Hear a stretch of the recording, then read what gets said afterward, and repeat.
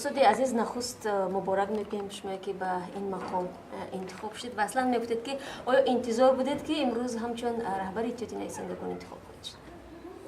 تشکر.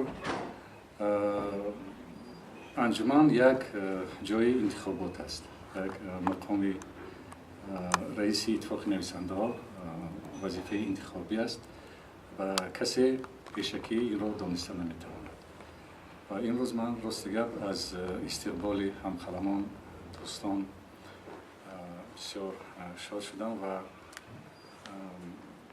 کوشش میکنیم که این باوری را با قدر امکان سزاوار این باوری باشیم. شما یگانه نامزد بودید در این مقام؟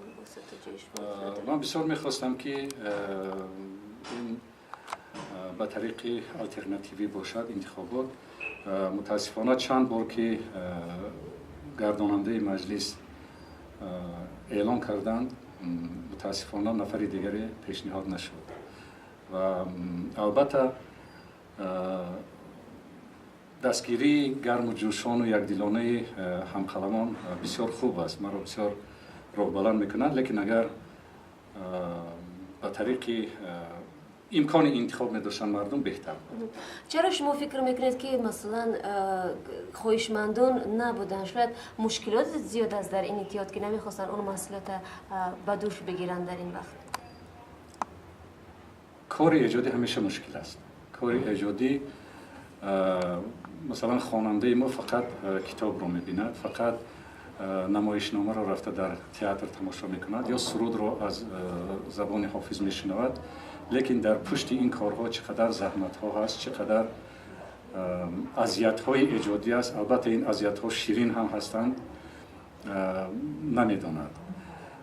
برای همین هم من گمان می‌کنم که در اتفاق نویسنده‌ها هم مشکل‌های بسیار است، هم مشکل‌های تشکیلی، هم مشکل‌های ایجادی و به این نمی‌شود. خب تو جای مثلا هم منقدان میگیم از اون تنقید میکنند که اون نقشی که میگیم اتحاد نویسندگان سال‌های شوروی داشت حالا اون نقش ندارد و اون نزدیکی که اون زمان با مردم بود و وضع مردم انعکاس میکرد امروز در اون وضعیت نیست. شما با این چی نظر؟ اون رابطه‌ای که پیشتر با مردم داشتیم، اون رابطه کار زیاد میخواهد، مبلغ زیاد میخواهد، واسطه های تکنیکی و تشکیلی زیاد میخواهد و ما کوشش میکنیم که به قدر امکان این رابطه را برقرار کنیم و با مقصد دائم در مردم با رابطه بودن. در بسیار منطقه های تاجیکستان بخش های اتفاق نویسندگان افتتاح شدند، عمل میکنند و یکی از هدف های آنها همین است که در بین مردم باشند و در رابطه دائمی با اقلا با مردم همان منطقه باشند. اما با ایجادیاتشون تا کجا تاثیر رساندگی هست؟ مثلا حاضر اون چیزای بیشتر میگن مینویسن که مردم اون چیزا نمیخواهند، مثلا خواندن نمیخواهند. البته حاضر ما در روند دیگرگونی همین کارهای ذهنی اتفاق نویسنده ها هستیم و من گمان میکنم که روند آموزشی زمان نو ادامه دارد از جانب ادیبان و در این زمینه اثرهای خواندنی علاقه پیدا شده است.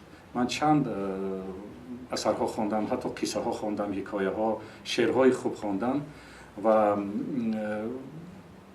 باید گفت که در این کار هم ادیبان سابقه دار ما پیشرفتند و من بسیار میخواستم که جوانان بخصوص تقریبا 8-10 نفری که من شخصا میدانم و باور دارم که کار کرده میتوانند به زندگی نزدیکتر باشند، به مردم نزدیکتر باشند.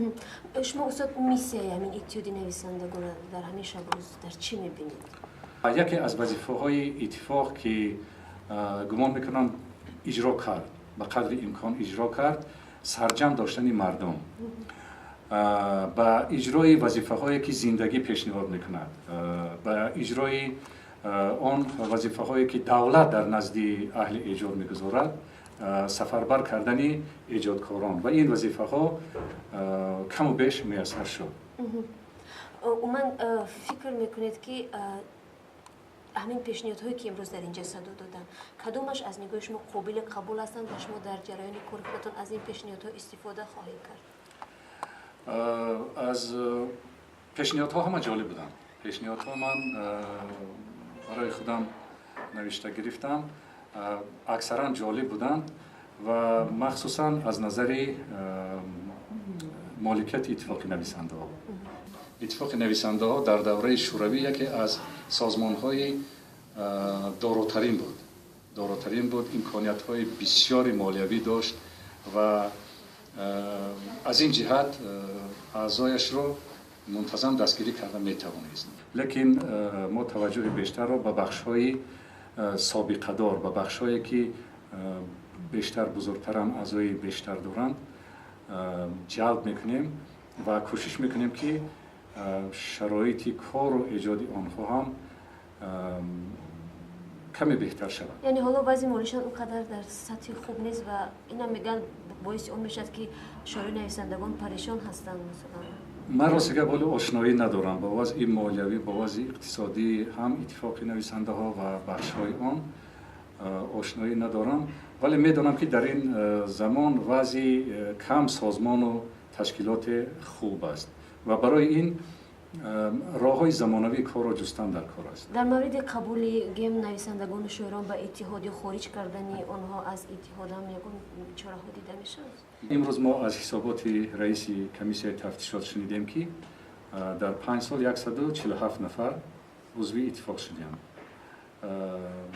با وجود همه نیکخواهی در حق استعدادهای جوان، دستگیری استعدادهای جوان، من گمان میکنم که این رقم به حد زیاد است. تقریبا هر سال شاید 25-30 نفری راست بیاید و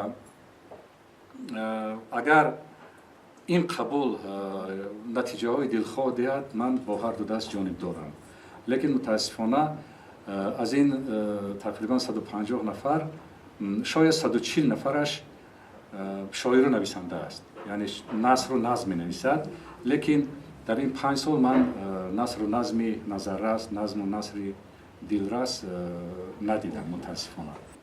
قبول برای قبول نباشد، قبول برای سرشمار نباشد.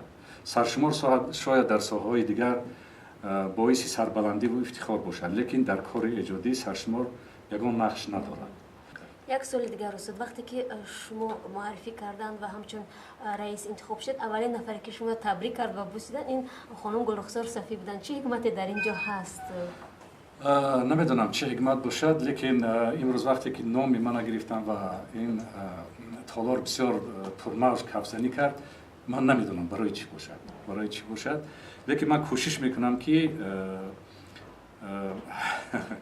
با کار و با رفتار و با زندگیم سزاوار محبتی آدمان باشم. نمیدونم تا چه درجه به من میسر شده است، لیکن برای همین زندگی من برای همین است. تشکر جناب. سلامت باشید. من فقط